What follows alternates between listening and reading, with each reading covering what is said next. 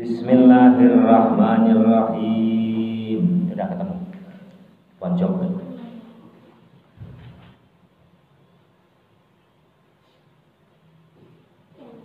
Halaman 12 pojok. Tinggal sedikit. Wal maqalatu tsalitsata wal 'ishruna. Dan maqalah yang ke-23. An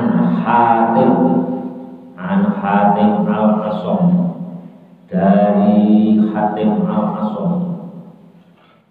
Al-Asam ini nama apa ya? Nama alias. Asam itu artinya tuli. Hatim yang tuli. Ya padahal ini enggak tuli. An Hatim al-Asam, dari Hatim al-Asam radhiyallahu anhu. Semoga meridhai Allah anhu kepada Hatim al-Asam. Dan adapun Hatim al-Asam Abdurrahman Hatim bin Ulwan, yakni nama aslinya Abdurrahman Hatim bin Ulwan. Jadi kenapa ini dipanggil al-Asam? Sumun bukmun, sumun tuli. Al-Asam itu Hatim yang tuli. Jadi ini ada ceritanya. Suatu hari ada seorang perempuan ya. Ada perempuan datang pada Hatim, mau tanya, mau konsultasi itu ke ulama ya. Nah perempuan gadis ini kentut ya, kentutnya keras ya. Syekh untuk sambil lari, tiba-tiba di depan syekhnya Al-Hatim ini kentut gadis itu duduk keras. Nah, Syekh Al-Hatim ini pura-pura tidak dengar, ya, pura-pura tuli. Kamu ngomongnya yang keras, gak kedengeran, saya itu tuli, padahal enggak. Maka terkenal ya, dengan itu terkenal viral lah ya, kalau sekarang viral ya. Pura-pura tuli untuk apa? Untuk melindungi harkat martabat daripada gadis itu. Pura-pura tuli tentunya gak kedengeran, kalau ini kan malu ya. Sehingga harga diri gadis tersebut tidak terendahkan karena kentutnya yang sangat kencang. Jadi ini pembelajaran ya. Kalau ada hal yang negatif itu, kalau kita bisa menutupi ya, menimpa siapapun, kita juga wajib menutupi ya. Ini ditutupi oleh Imam Hatim. Sebetulnya tidak tuli, tapi pura-pura tuli. Nah, sehingga sangat terkenal. Oh ternyata gak tuli. Suatu saat ketemu lagi, oh ternyata Syekh Hatim ini gak tuli. Jadi waktu aku kentut itu juga dengar sebenarnya hanya pura-pura tuli. Makanya setelah itu terkenallah Syekh Hatim ini, namanya kuryahnya ditambahkan Al-Asm. Al-Asm itu artinya tuli, sumum bumun. Nanti di belakang dijelaskan itu. Wa yuqalu, dan berkata, wa yuqalu dan dikatakan Hatim bin Yusuf, yakni Hatim bin Yusuf. Wa yuqalu dikatakan, ada juga yang mengatakan Pak Hatim ini anaknya Pak Yusuf. Tapi ada juga Pak Hatim ini anaknya Pak Ulwan. Dan adapun Hatim min akabiri masayikhi Khurasan, min akabiri, dari pembesar masayikh yakni Syekh Khurasan, dari kota Khurasan. Kota Khurasan itu di Irak. Sekarang juga masih ada kota Khurasan, itu namanya sekarang juga masih Khurasan. Jadi beliau itu Syekh Hatim itu adalah ulama besar di kota Khurasan Irak. Wakana dan ada Syekh Hatim tilmiza muridnya Syakiki, Syekh Syakik. Ruwiyah diriwayatkan annahu sesungguhnya Syekh Hatim jaat didatangi ya. Berarti yang mendatangi seorang perempuan. Kalau yang mendatangi seorang laki-laki ja'a, nggak pakai tak muannas. Ja'a didatangi imro'atan, seorang perempuan. Fa'asalat maka bertanya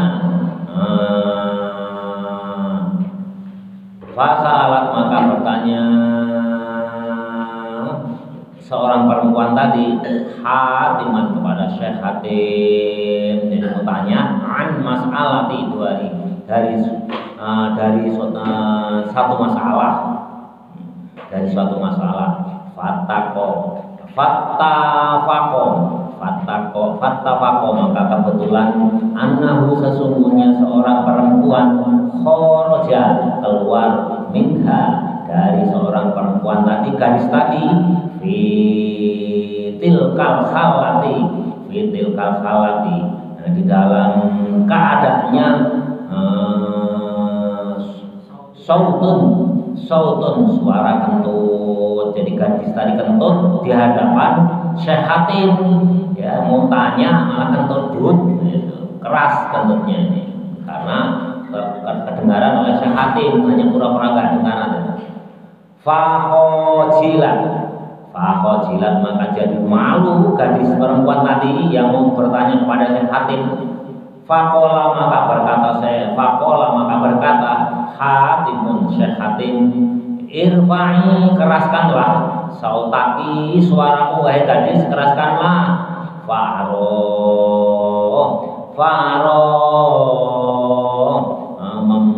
maka memberi kesan. Faro itu roa itu kan melihat, tapi di sini artinya memberi kesan. Faro maka memberi kesan min nafsihi dari dirinya Hatim, anakku sesungguhnya Syekh Hatim asammu itu tuli. Jadi memberi kesan kepada perempuan yang datang tadi seolah-olah tidak dengar. Makanya Syekh Hatim memerintahkan, ayo irfa'i keraskanlah suaramu wahai gadis.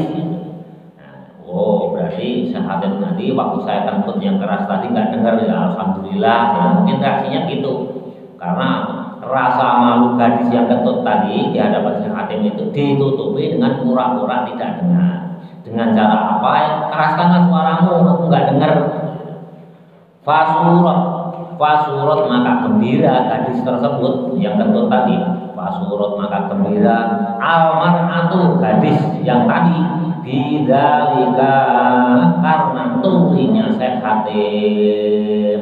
Jadi menutupi kejelekan, kelemahan teman orang lain itu membawa kebahagiaan.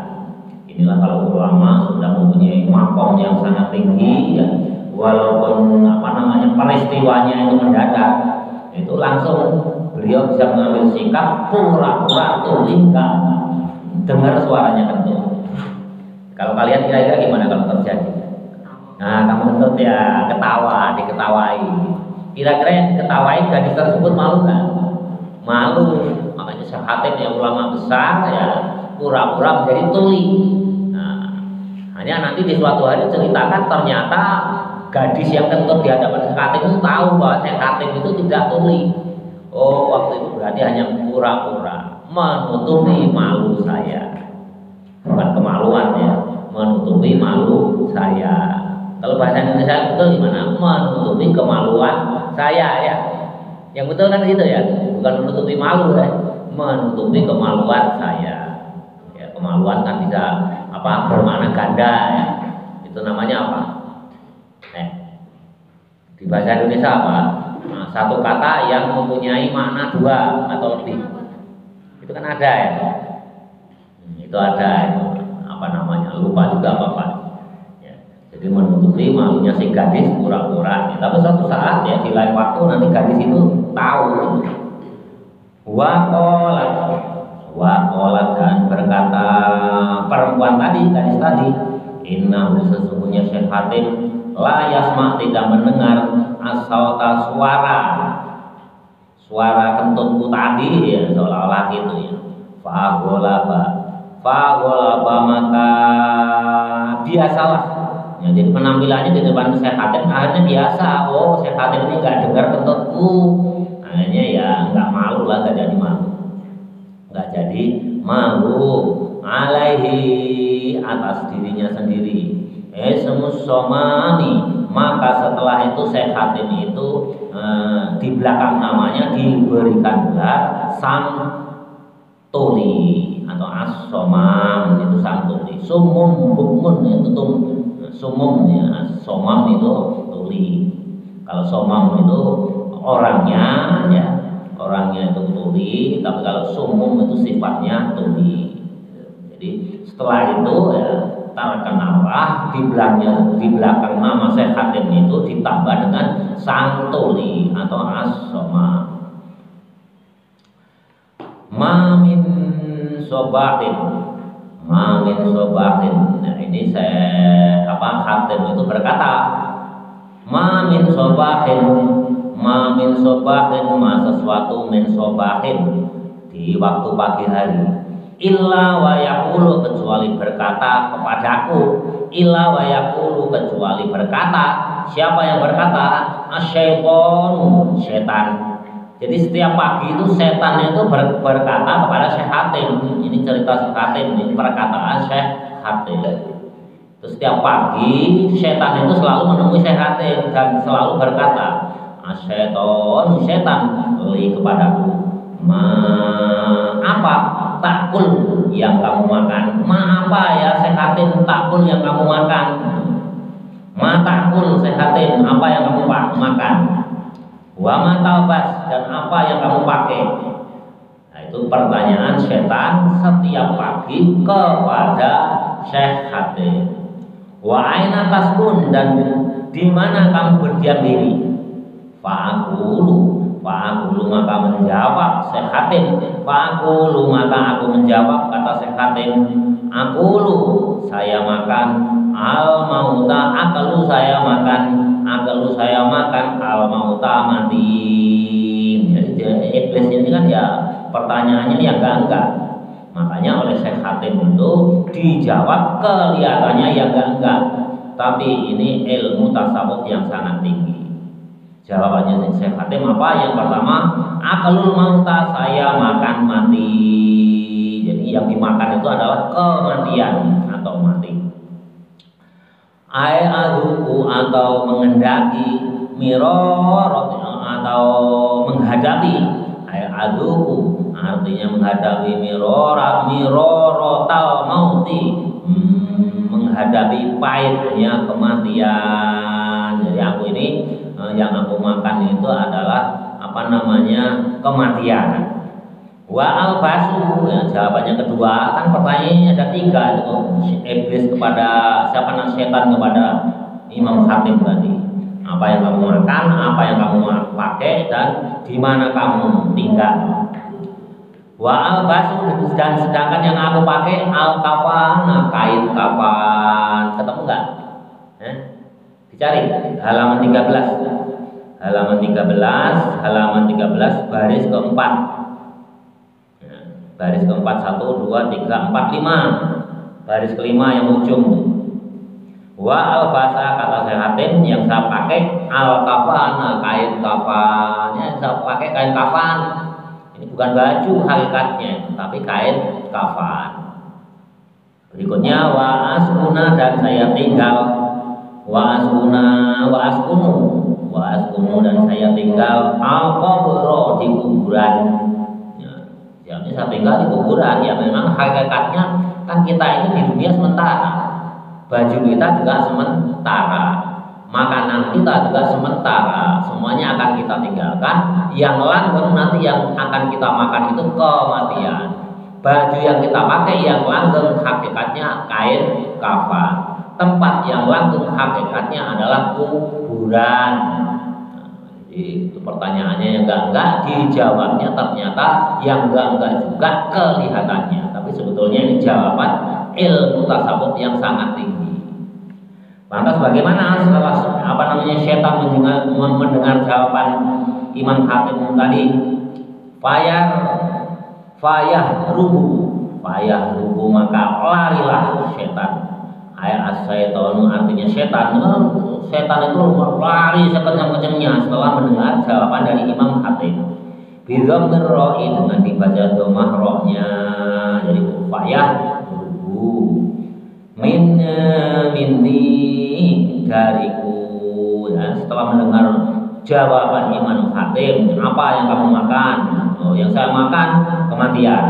Apa yang kamu pakai? Yang kamu pakai kain kafan. Di mana kamu tinggal? Saya tinggal di kuburan. Setelah mendengar jawaban itu, setan itu lari terbirit-birit dari Imam Hatim, minni dariku. Wal maqalatur rabi'ata wal 'ishruna, dan maqalah yang ke-24 anin Nabi sallallahu alaihi wasallam, dari Nabi Muhammad sallallahu alaihi wasallam. Berarti ini hadis man kharaja barang siapa keluar min dullin. Betul ya?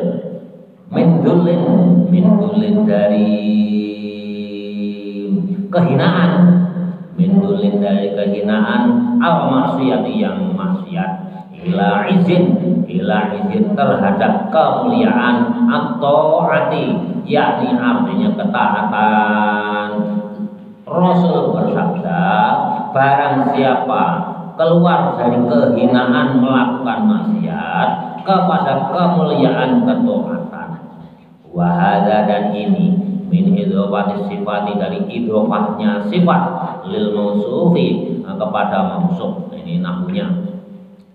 Aiman taroka, artinya barang siapa yang meninggalkan al maksiyata meninggalkan kemaksiatan, allati tusayyiru yang menjadikan perpindahan dari kemaksiatan ke kemuliaan tadi, zalilan, hina, tusayyiru yang menjadikan orang, ini kembalinya ke man, allati tusayyiru yang menjadikan orang zalilan, kehinaan, wa amila ta'atan, dan beramal taat. Allati tusayyiru, tatkalanya orang itu menjadikan azizan, kemuliaan, atahullahu, maka Allah akan memberikan kepada orang yang hijrah dari kehinaan ke kemuliaan tadi, Allah akan memberikan salah sifatin, yakni 3 sifat mahmudatin, yang terpuji. Jadi kalau kita ya dari kehinaan, ya hijrah dari kehinaan, pindah dari kehinaan, biasanya melakukan kehinaan atau maksiat, pindah ketaatan, yaitu kemuliaan, akan mendapatkan sifat 3 sifat yang terpuji. Kata siapa? Sabda Rasul. Yang pertama, aghnahu,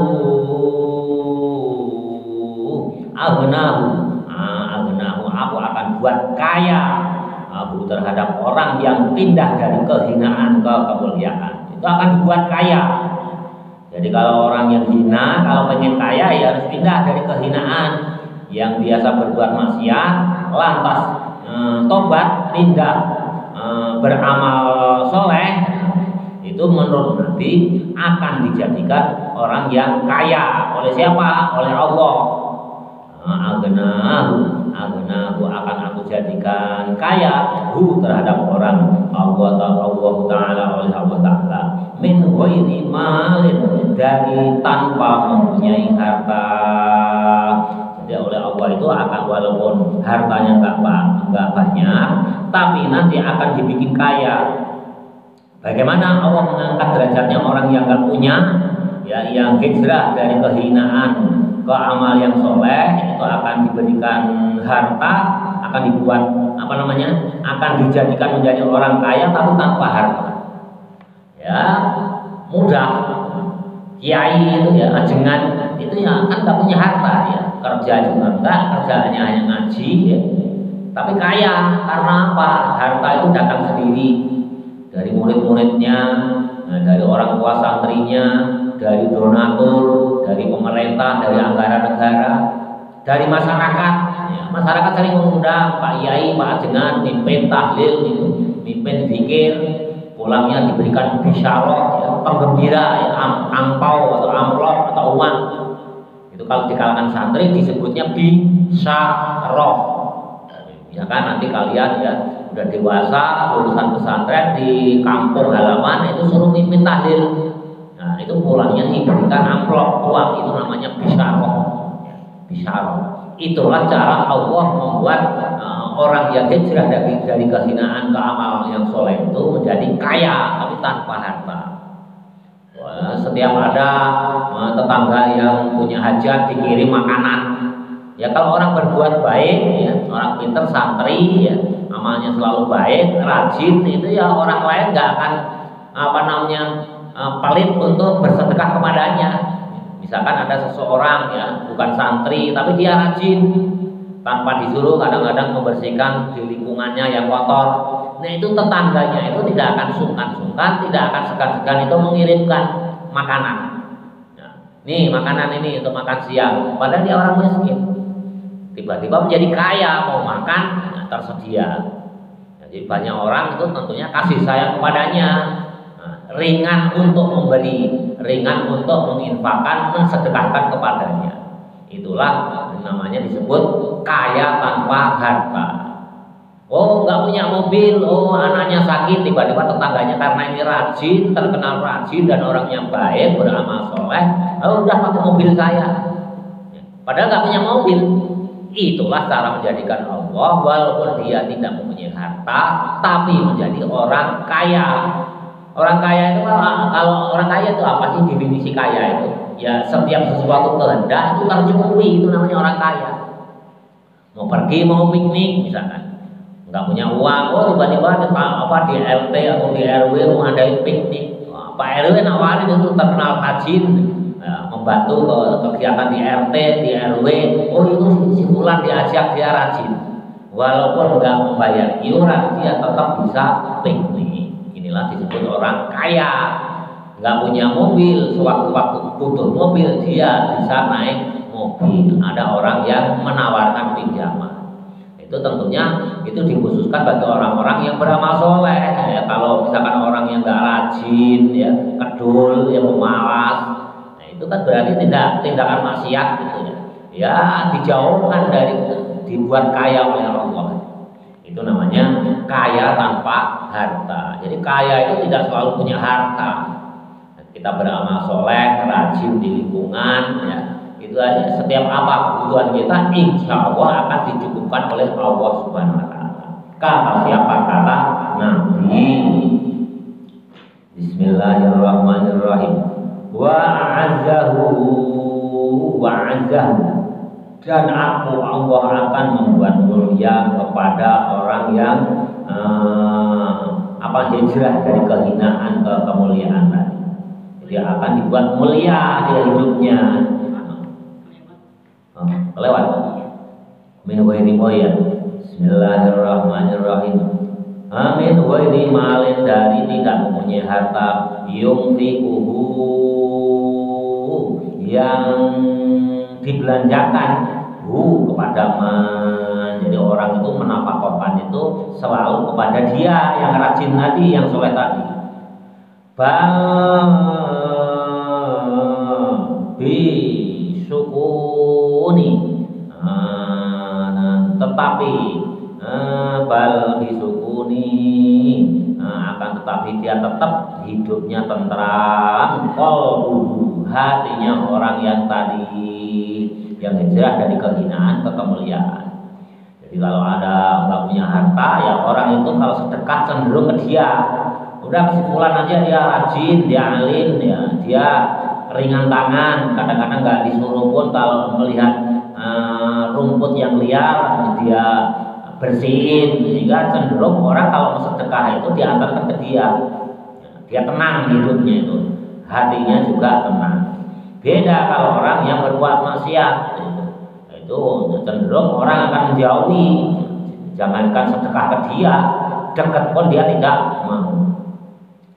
Wa ayyadahu dan menguatkan Allah kepada orang yang hijrah dari hina ke kemuliaan tadi. Ayaqawahu artinya menguatkan min ghairi jundin dari tanpa adanya tentara atau bala bantuan, dia akan kuat. Jadi kalau orang beramal soleh, rajin, apalagi santri, itu dia kuat. nggak gampang menyerah menghadapi sesuatu, nggak gampang menyerah. Walaupun tidak ada bala tentara yang membantu dia, min ghairi jundin, nggak punya anggota ya, nggak punya anak buah, nggak punya tentara, nggak gitu, tapi dia tetap kuat, mandiri orangnya, mandiri. Contohnya seperti di kitab Ta'lim Ta'alim itu Syekh siapa ya? Syekh Abu siapa? Di Ta'lim Ta'alim masih kan nggak yang makan apa namanya bekas kulit semangka yang dibuang itu, Syekh Fahruddin ya, Syekh Fahruddin ya. Ulama besar ternyata nggak ngeluh kondisi apapun, dia mandiri, nggak ada makanan pun yang disampah dia mengorek-orek sampah, ketemu kulit semangka yang masih ada sisa-sisanya dimakan. Itulah kalau orang yang beramal soleh. Jadi dijanjikan ya kata Nabi oleh Allah itu ya ada tiga sifat. Yang pertama dibuat kaya, dimuliakan, dan dibuat kuat walaupun tidak ada orang yang menolong. Asyakiri artinya tanpa tentara, jundun juga tentara, asyakir juga tentara ya, artinya ya tanpa bantuan orang lain itu kuat. Yu'inunahu yang membantu dia, yang membantu orang yang hijrah dari kehinaan ke ketaatan tadi. Bal akan tetapi bi quwwatillahi ta'ala akan dikuatkan oleh Allah Ta'ala. Jadi segala keadaan pun kalau orang beramal soleh, hijrah dari kehinaan, lantas beramal soleh, Allah menjanjikan akan menguatkan. Ini yang ketiga, akan menguatkan di setiap waktu. Jadi pertolongan itu selalu ada. Itu artinya dikuatkan itu Allah akan menolong. Yang menolong ya nggak usah orang lah, nggak usah orang lain, nanti Allah yang langsung yang akan menolong. Ya Allah itu tentunya pertolongan Allah itu ya melalui orang juga bisa, langsung juga bisa. Ya langsung juga bisa. Gerakkan hatinya orang yang tadinya nggak niat menolong kepadanya, hatinya digerakkan oleh Allah. Jadi yang menolong itu, yang melindungi itu Allah langsung. Jadi tanpa tentara, tanpa pada bantuan, kalau kalian hijrah dari kehinaan ke kemuliaan, ke ketaatan, itu dijamin. Itu kata Nabi, bukan kata ulama lagi. Bismillahirrahmanirrahim. Wa'azahu, dan aku akan kata Nabi ya, yang ketiga Allah akan wa'azahu, dan aku akan memuliakan kepada orang yang hijrah dari kehinaan ke kemuliaan tadi. Ay ghalabahu artinya membuat menang. Dia itu akan dibuat menang ala aduwihi, atas musuh-musuhnya. Kalau dia punya musuh, itu akan dibuat menang oleh Allah Subhanahu wa ta'ala. Ya tentunya dengan cara Allah. Kan ingat ya cerita Abraha ya. Abraha itu apa? Yang akan menghancurkan Ka'bah. Nah, Abdul Muthalib penjaga Ka'bah. Waktu itu yang menguasai ya, yang menjaga Ka'bah kan Abdul Muthalib. Mau dihancurkan itu Ka'bah ini oleh Abraha, Raja Abraha itu. Ya serahkan aja ya, silakan. Nah, Raja Abraha hancurkan itu Ka'bah, itu bukan milikku, itu kan ada yang punya. Milikku 100 onta yang kamu rampas tadi, mana kembalikan dulu onta saya yang 100. Silahkan kalau Ka'bahmu kau hancurkan wahai Raja Abraha. Itu bukan milikku, itu aja ada menjaga. Nanti yang menjaga pemiliknya. Siapa pemiliknya? Allah. Lantas Abdul Muthalib naik ke gunung, ke atas bukit, melihat dari kejauhan, mau melihat bagaimana Raja Abraha mau menghancurkan Ka'bah. Begitu dengan bala tentara gajahnya, dengan gagahnya ya menuju Ka'bah, tiba-tiba Allah menurunkan burung ababil, yang masing-masing burung itu membawa satu biji batu yang berasal dari api neraka. Lantas musnahlah pasukan gajah dari Raja Abraha, termasuk Raja Abraha pun mati. Cara Allah itu macam-macam ya. Cara Allah itu macam-macam. Ya, kalau zaman sekarang itu banyak juga melalui gempa, melalui tsunami. Itu barangkali ya salah satunya juga teguran. Ya. Cara Allah untuk melindungi orang yang hijrah dari kehinaan ke kemuliaan, untuk melindungi dari musuh-musuhnya. Bismillahirrahmanirrahim. Jadi dimenangkan menangkan dari musuh-musuhnya. Padahal nggak punya tentara, tapi menang. Min ghairi ashiratin, min ghairi ashiratin, tanpa mempunyai bala tentara yang banyak. Ya, nggak punya bala tentara yang banyak bisa menang. Makanya ada dalam pepatah Jawa itu sangat terkenal. Pepatah Jawa itu sangat terkenal yang sering dikutip oleh pemimpin-pemimpin negeri ini. Angkluru tanpa bolo, mateni tanpa ngejai, ya. Ngalahake tanpa ngasorake. Ya, jadi apa namanya, menyerang tanpa bala tentara, ya, mengalahkan tanpa mengasorkan, ya. Membunuh tanpa membuat orang mati. Itu sama persis dengan ini. Nah, orang Jawa pun dulu barangkali juga mengutip dari sini, kan lebih dulu ini, ya barangkali ya mengutip dari perkataan Imam Khatib. Ya kemungkinan besar karena kutipan dari pepatah Jawa yang sangat terkenal itu oleh Ronggo Warsito, Raden Ronggo Warsito. Beliau pesantrennya Ronggo Warsito itu juga di Ponorogo, di Kiai Besari. Nah, sekarang yang menjadi pesantren modern Gonto. Jadi mungkin motifnya juga ada di sini. Bismillahirrahmanirrahim. Pada ngantuk, mancing. Masih separuh, terusin aja. Bismillahirrahmanirrahim. Min ghairi ashiratin. Nah, dengan tanpa bala bantuan yang banyak. Ai jama'atin artinya banyak, kejamaah yu'ashirunahu yang menolong orang yang hijrah dari perbuatan hina ke perbuatan yang soleh. Akan tetapi binasrillahi ta'ala, dari pertolongan Allah Ta'ala. Jadi luar biasa kalau kalian merasa dulu saya itu nakal, itu udah pas. Pindah ke hijrah ke pesantren berarti pindah ke kemuliaan. Allah menjanjikan 3 sifat, yakni nanti kalian akan dikayakan oleh Allah Subhanahu wa taala tanpa harta. Tanpa harta pun kalian kaya. Itu bisa.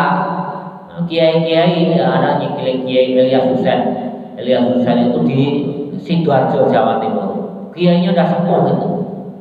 Kiainya udah sepuh, dia itu mau dikasih mobil nggak mau, dikasih mobil oleh santrinya nggak mau, dikasih mobil oleh orang-orang nggak mau.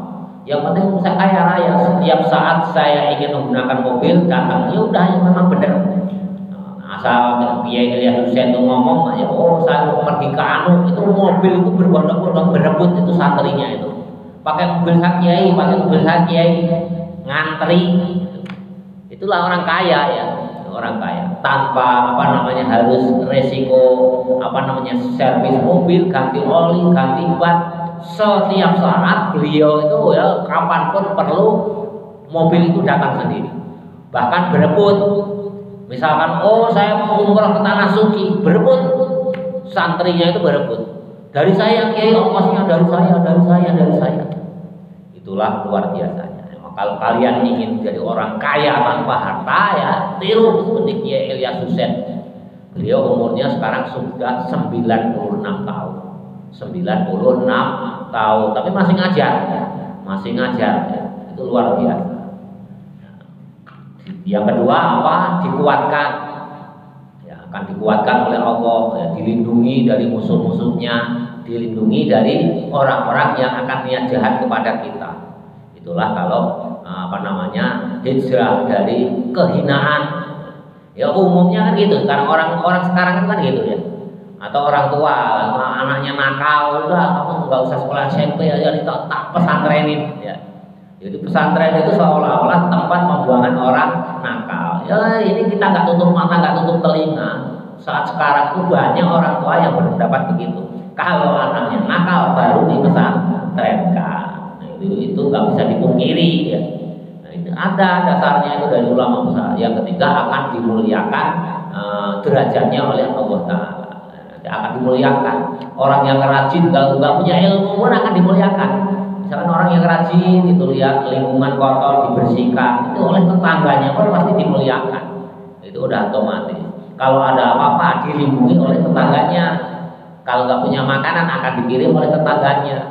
Itulah dibuat oleh Allah itu menjadi kaya tanpa harta. Wallahu a'lam bishawab.